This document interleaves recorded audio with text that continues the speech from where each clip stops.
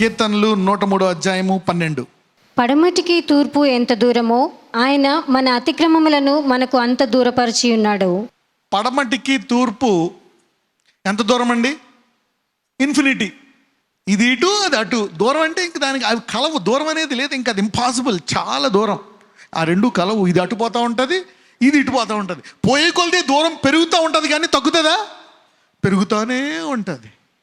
అలాగా దేవుడు నీ పాపాలనంట నీకు అంత దూరం పరిచి ఉన్నాడంట. సిలువ చేసిన ఇంత గొప్ప పనిని అపవాది పూర్తిగా అనుభవించకుండా చేస్తుంది. చిన్న చిన్న వాటికి కండమేషన్ తిప్పించి ఖండింపజేసి నీ వెదక్కుండా చేస్తాను. అందరూ చెప్పండి, నా అతిక్రమములు క్షమించబడ్డాయి.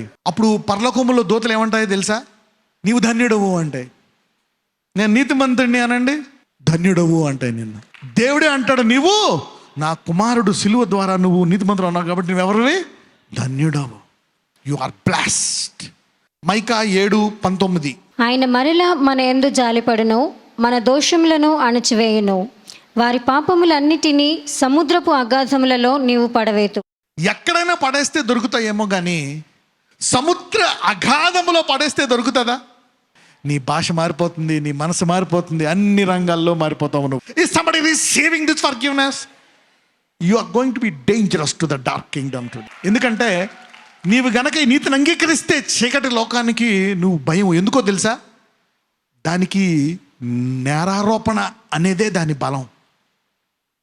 సిలువ మీదే నేరం తీసేస్తే నేరారోపణ చేయలేకపోతే వాడికి ఇంకా నీ మీద ఆయుధం అనేదే ఉండదు. He has no weapon against you.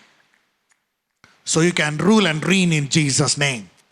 హెబ్రూలు 4:15-16. Hebrews 4:15-16. మన ప్రధాన యాజకుడు మన బలహీనతల యందు మనతో సహానుభవము లేనివాడు కాడు గాని సమస్త విషయములలోనూ మన వలనే శోధింపబడినను ఆయన పాపము లేనివాడుగా ఉండెను. కనుక మనము కనికరింపబడి సమయోచితమైన సహాయము కొరకు కృప పొందినట్లు ధైర్యముతో కృపాసనమునొద్దకు చేరుదము. నేను ఎన్ని చేశాను, నా పరిస్థితి ఇలా ఉంది అని బలహీనతతో పాప మనసాక్షితో కాదంట. ఎలా రావాలంట? ధైర్యముతో, బోల్డ్నెస్. అంటే దేవుడు చెప్తున్నాడు, how you need to come. అయ్యో నేను తప్పులు చేసేసాను, ఇలాంటి పాపిని, నేను ఇలాంటి వాడినా, ధైర్యము అని. ఎందుకంటే మొదట నీతి ఎలా మొదలవుతుంది? క్రియలు లేకుండా. ఆ తర్వాత అది క్రియారూపముగా మారుతుంది. Come boldly. ఇది ధైర్యం అనేది మనసాక్షితో రాదండోయ్. దేంతో వస్తుంది? విశ్వాసం అనండి. Only by faith. 103వ కీర్తన 2-5.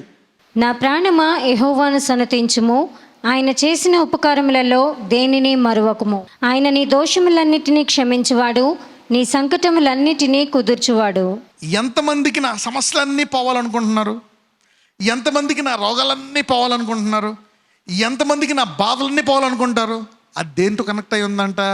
నా దోషాలన్నీ క్షమించబడ్డాయని నమ్మిన వాళ్ళకి మాత్రమేనంట.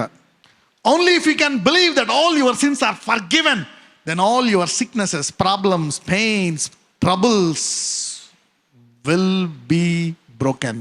ఎంతమంది నా సంకటం అన్నీ పోవాలనుకుంటున్నారు? అయితే ఎంతమంది నా పాపాలన్నీ క్షమించబడ్డాయని నమ్ముతున్నారు? ఈరోజు ఒక తాళపు చెవి దేవుడు ఇస్తున్నాడు మీ అందరికీ. ఒక్కోటి సంకటములన్నీ తీసివేయబడిన గాక ఈరోజు నుంచి. Who forgiveth all thy iniquities, who healeth all thy diseases. The one who can believe that all my iniquities and sins are forgiven can only receive healing for all his diseases. So forgiveness is a very big key. అందుకే పేతురులో ఒకటి ఉండిపోయింది. ఏంటది? నేను అందరికంట బలహీనుడిగా మిగిలిపోయాను, అందరికంట పిరికోళ్ళలాగా అయిపోయింది నా పరిస్థితి అని పేతురు ఒక్కడు అందరికంట ఎక్కువ బాధపడుతున్నాడు. అలా బాధపడుతున్నప్పుడు మరి అతను బండ అవ్వగలడా? అతను గొప్ప కార్యాలు చేయగలడా? అయితే అతనిలో ఉండే ఈ నింద స్వస్థపడాలా. ఏమవ్వాలా? స్వస్థపడాలా. అతనిలో ఉండే ఈ బలహీనత నా దేవుడు క్షమించాడు అనే క్షమాపణ పొందుకోవాలా. అందుకే యేసయ్య అతని దగ్గర తీసుకొని 3 సార్లు అంటాడు, పేతురు నన్ను ప్రేమిస్తున్నావా అంటాడు. అవును ప్రభువా అంటాడు. మళ్ళా సెకండ్ టైం అంటాడు, నా గొర్రెలను మేపు. మళ్ళా రెండోసారి పేతురు నన్ను ప్రేమిస్తున్నావు అని ఏమంటాడు? ప్రభు నీకు తెలుసు కదా ప్రభువా, ఎందుకు అడుగుతున్నావు అంటాడు. పేతురు నా గొర్రెలను మేపు. మూడోసారి ఏమంటాడు మళ్ళా? పేతురు నన్ను ప్రేమించున్నావు. అవును ప్రభువా, నేను హృదయంలోంచి ప్రేమిస్తున్నానని నీకు తెలుసు కదా, నీకు సమస్త ఎరిగిన వాడు కదా, ఎందుకు ఇలాగ అడుగుతున్నావు? మూడోసారి కూడా ఏమని చెప్పించాడు? ప్రేమించు. 3 సార్లు తిరస్కరించినందుకు 3 సార్లు ప్రేమిస్తున్నా ప్రేమిస్తున్నా ప్రేమిస్తున్నా అని అతనితో అనిపించి అతను నిందకు ప్రతిగా ఘనతగా మార్చి పేతురుని హెచ్చించాడు. అది తీయకపోతే పేతురు సంఘాన్ని మేపేవాడు కాదు, బండలా మిగిలిపోయేవాడే కాదు, నీడ ద్వారా 100,000 మందిని స్వస్థపరిచేవాడే కాదు. నేను ఎవరికైనా స్వార్థ ప్రకటించడానికి అర్హుడు కాదు అనుకునే పేతురు క్షమించబడ్డ తర్వాత అతని నీడ రోడ్డు మీద రోగులు నేస్తుంటే నీడ పాట స్వస్థపడిపోయిందంట. క్షమించబడిన వానిలోంచి అభిషేకము, వారి వాగ్దానాలన్నీ నెరవేరడానికి గల కారణము. Powerful flow if you are forgiven. ఎప్పుడైతే పేతురుకి అర్థమైందా, నా దేవుడు నన్ను క్షమించాడు అనుకున్నాడు పేతురు, ఈరోజు నీ పాపాలన్నీ క్షమించబడ్డాయి. నిన్ను బాధ పెట్టే షుగరు, నడుము నొప్పి, మోకాళ్ళ నొప్పి, బీపీ, తలనొప్పి, గెడ్డలు, కంటిలు, మీ ఇంట్లో ఆర్థిక సమస్యలు, అప్పులు, భారాలు, రోగాలు, కష్టాలు, నిందలు, ఒక్కోటి కట్టలుగా ఈరోజు నుంచి బయటికి వెళ్ళిపోవాల్సిందే. ఎంతమంది పేతురులాగా క్షమించబడ్డారని పొందుకోవడానికి సిద్ధంగా ఉన్నారు? So he will make sure that you will receive the forgiveness. He told Peter, do you love me? Do you love me? Do you love me? 3 times until he's frustrated because he denied him 3 times. So he had to reconvince him that you are forgiven by accepting me before me. Then Peter could do mighty things. Heal people with his shadow. ఇప్పుడు చెప్పండి, దేవుడు దాన్ని ఇంపార్టెంట్గా తీసుకున్నాడా లేదా? Yes. ఇప్పుడు ఏమొస్తుంది తెలుసా? తప్పులు చేసిన వాళ్ళు, పాపాలు చేసిన వాళ్ళని చూసి ఇప్పుడు నువ్వు తీర్పు తీర్చవు, జాలి పడతావు. యేసుప్రభు రోగులను చూసి ఏం చేశారు? కనికరపడ్డారు. వాళ్ళని ఏం చేశారు? అప్పుడు స్వస్థపరిచారు. అప్పుడు ప్రయాసపడి భారం సంవత్సరంలో నా వదిలిన నేను మీకు అంటే ఏంటి? Your rank, your anointing has grew 100 times more than the common man. When you are competing and feeling jealous and judging, your rank is low. ఎప్పుడైతే ఎవరితో నువ్వు అసూయపడి తీర్పు తీరుస్తున్నావో వాళ్ళకంటే తక్కువ ర్యాంక్లో నువ్వు ఉన్నట్టు. ఎవరినైనా నువ్వు క్షమించి తప్పు చేసావా, పొరపాటు చేసావా, రా నేను చూసుకుంటాను నిన్ను అని అన్నావా, నీకు తండ్రి అభిషేకం వచ్చింది. వాళ్ళకంటే 100 రెట్లు అభిషేకంలో పెరిగిపోయావు నువ్వు. You are understanding the key and the system. So jealousy and judgement is telling that your rank is low. నీ హృదయం విశాలమైపోతుంది ఈ వెండము ద్వారా. Your rank, your anointing has grew 100 times more than the common man. ఈ రోజు ఒక మహాసైన్యాన్ని దేవుడు లేవనెత్తును గాక.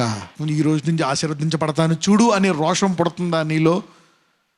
రానున్న రోజుల్లో నిన్ను చూసిన వారు నోటి మీద వేలేసుకుంటారు. నీవన్ని రంగాల్లో ఆశీర్వదించబడదువు గాక.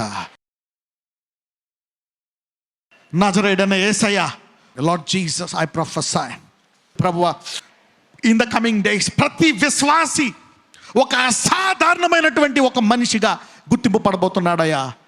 నీవే ఈ భూమికి పునాది వేశావని, సూర్యుడిని చేసింది నీవే, సమస్తాన్ని ఇంకా శక్తితో పట్టుకున్న దేవుడివి నీవే.